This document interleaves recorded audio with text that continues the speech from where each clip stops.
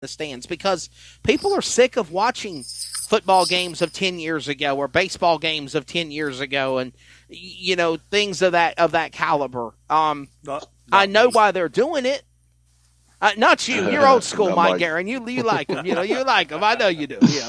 And I kind of mess with Bruce, over the weekend. I'm like, hey, man, Fox football's on, Damn game where the Steelers lost to the fucking Packers, but it's all good. It's a football game, So, yeah. So, I thought of Bruce that was immediately. the Atlanta. What? That was the Atlanta Patriots game. Yes, the which Atlanta. I still consider the biggest choke in the history of sport. Oh, the damn 28-3. Oh. And I loved it. Oh. And then, the Super Bowl. The only thing that could have made on... it better was that the Patriots didn't win and another team won. Exactly, yes. Or maybe the building fell down on them. Whoa! Wow! Let's not go that far. And that's why I call him Relentless Daniel Moore. But what's bad? Go ahead, Mike. Is I don't keep up. I don't keep up with football, and I still hate the Patriots. Damn right, we hate the Patriots. Damn cheaters. We are Patriots, but we hate the Patriots. Hey, while you're looking up Pizzagate, look up Deflategate. It's real. Oh no. Oh wow. Hey, but let's talk NASCAR. Then there's Tapegate. Do what now? What, Bruce? Then there's Tapegate. Yeah, there's Tapegate. Yeah, we're not going to go there. We're not going to go there. We're not going to go there. Okay, we are not TMZ. We're CRN. But oh wow, NASCAR. They have announced the first 3 nominees for the NASCAR Hall of Fame in 2021. Dale Earnhardt Jr. Great career. No championships except in the NASCAR Busch Series.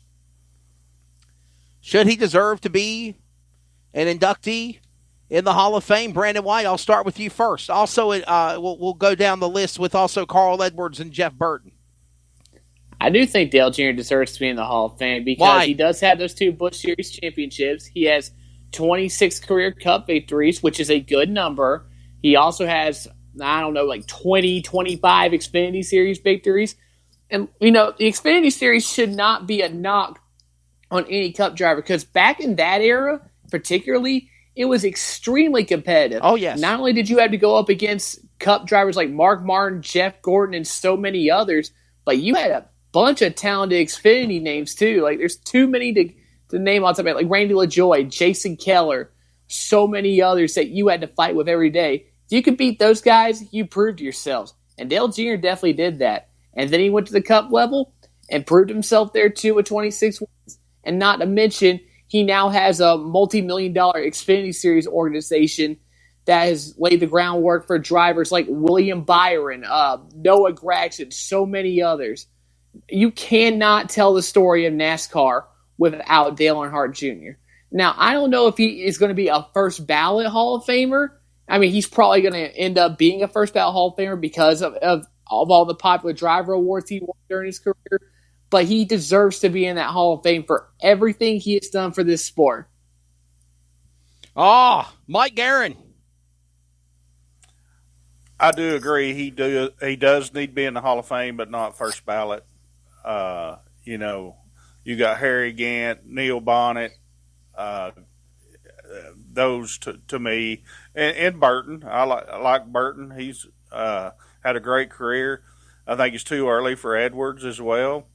I like those cool guys. They've been out there a long time. But Junior will be in the Hall of Fame. His day will come. But I think some of those other guys need to go in first. Bruce Barrett. He was a fan favorite for years. Oh, yes. Still a fan favorite. Yes, he is. He really is. And his record of wins, I mean, it stands alone right there. I mean, he's done really well there. He had a good career in the Nationwide Series. or what was called, I guess it was the Nationwide Series. Well, it was back then, Bush, right? and then it was Nationwide, Bush, and Bush. Now it's Xfinity. Xfinity. Yes. I always Xfinity, call it yeah. the Grand National Division, but then there was a time that the Cup Well, it Series just- was the Grand National Division. We just call it the Yes. Sportsman's Division. I was like, hey, there you go. I still call it the Bush. Sam Ard days. Sam R. Days. There you go. Wow. Holy shit. That's are. going way back. Damn, you are old school Bruce Barrett. Holy hell. You're old. Yeah, I saw him win at Langley, by the way. Anyway, but the thing that sticks out with me on Dale Earnhardt Jr. We remember what happened in February of 2001 when his dad lost his life Yes. in turn 4. And he finished second in that race. And I mean, it really devastated the NASCAR community, but that was his dad. Right. And then he came back to that same track, okay, in July Yes. and won. Yes. You talk about heart. And you talk about keeping that family name going. I'm sorry. There's no better script that can be written than that night. I mean, we stood up, me and Dolly stood up here. We were, so excited for him. And we were in tears. Yeah. Because he was able to do that. Does he need to go into the 6 years Hall old of at Fame? Myrtle Beach. Absolutely. I mean, yeah, I knew the significance of that moment back then when I was 6 years old. Me, my dad, my brother, like we were all pulling for Dale Jr. that night. And we were all so thrilled that he was able to, carve his way through the field in that final restart after dominating the race and celebrate with Michael Waltrip, who never really got to celebrate his Daytona 500 victory a few months earlier. I mean, it's such an iconic moment in this sport, and it was something really cool to witness at such a young age. I think the word is redemption. And the redemption is redemption on the heartbreak of everybody in the NASCAR community that goes back to what happened February 18th, 2001. And to be able to overcome, and there's documentaries, there's special video content where Dale Jr. talks about going up to Daytona a week before, and he made his peace with God. He made his peace with the demons in that corner in the fourth turn, and asked his father to be there with him, and I know a lot of people. Some people might not be spiritual, some people might not be religious here that are listeners or even on our panel. But I think that is an opinion of everybody else, or that's an opinion of people's rights. Well, whether they believe or disbelieve or not. Same things about gay and straight or bisexual or whatever. As far as dating or the way you feel about abortion or no. But I will say this. Nobody cannot say that there was an angel riding with Dale Jr. that Saturday night when he won at Daytona. I mean, he literally kept saying in the interview, I could hear my dad talking to me. I could hear him telling me to come this way and go that way, and I could see the air like the way my dad used to. If people want to say it's hogwash, whatever, but that was don't take that moment away from him. That was special. Now, do I feel he should be in the 2021 class? No, I don't. I think that he needs probably till about 2025. I think there's some more creditable people that have done their marks in the industry that deserve the right to be in the Hall of Fame. And Brandon White, I know you're going to jump on me here because we used to have this debate on Sports Mayhem on WIZS Radio every Wednesday. In my opinion, you should not be inducted into the Hall of Fame until you are done what you are doing for that industry. That's how I feel. He's still a broadcaster for NASCAR. So is Jeff Burton. He don't deserve to be in the Hall of Fame either, and I don't know why they feel that Jeff Burton is a candidate to be into the NASCAR Hall of Fame class. I really don't. Carl Edwards?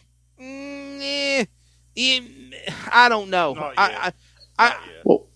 When you look at those I three don't drivers, understand these three nominees that NASCAR has unveiled, except I can understand partially where we're coming for Dale Jr., but Jeff Burton, yeah, he's done some great things. Okay, he won the inaugural race at Texas, and he won the race holding off Jeff Gordon in the Winston Million at Darlington, and so many other stories. But bottom line, guys, I just don't feel, except for maybe Dale Jr., and not even for Dale Jr., and I love the guy, they're not, those three names should not be in the Hall of Fame class of 2021.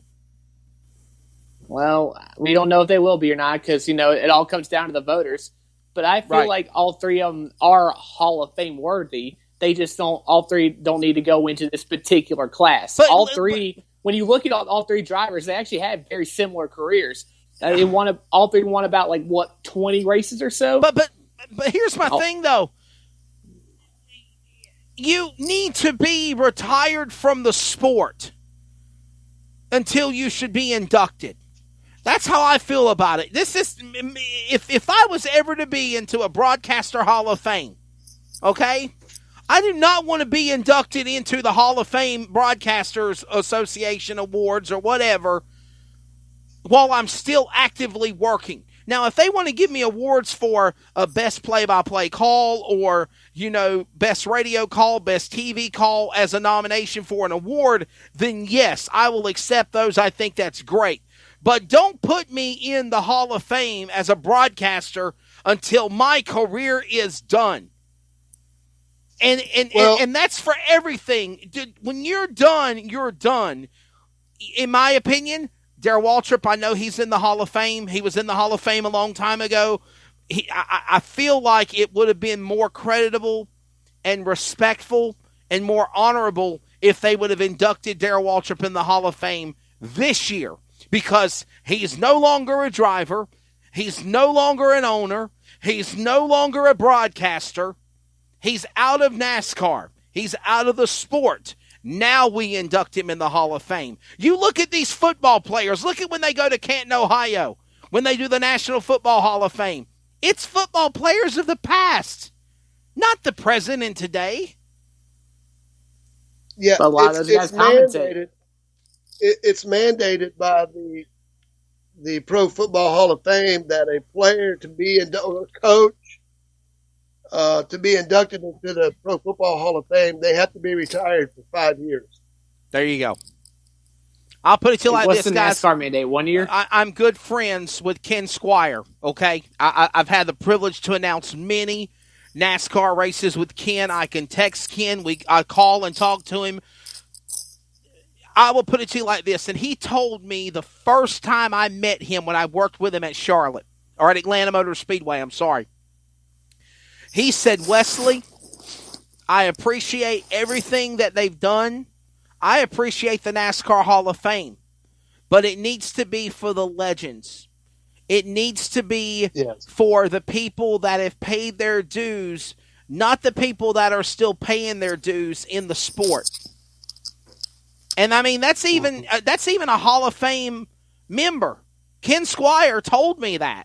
And they put him in the Hall of Fame. And the reason why they put him in the Hall of Fame is obviously because of his accolades of what he done in broadcasting. He created MRN with Bill France, Big Bill, in 1970. He was the play-by-play announcer for TBS and CBS and so many networks. He put NASCAR on the map for television broadcast in the 70s.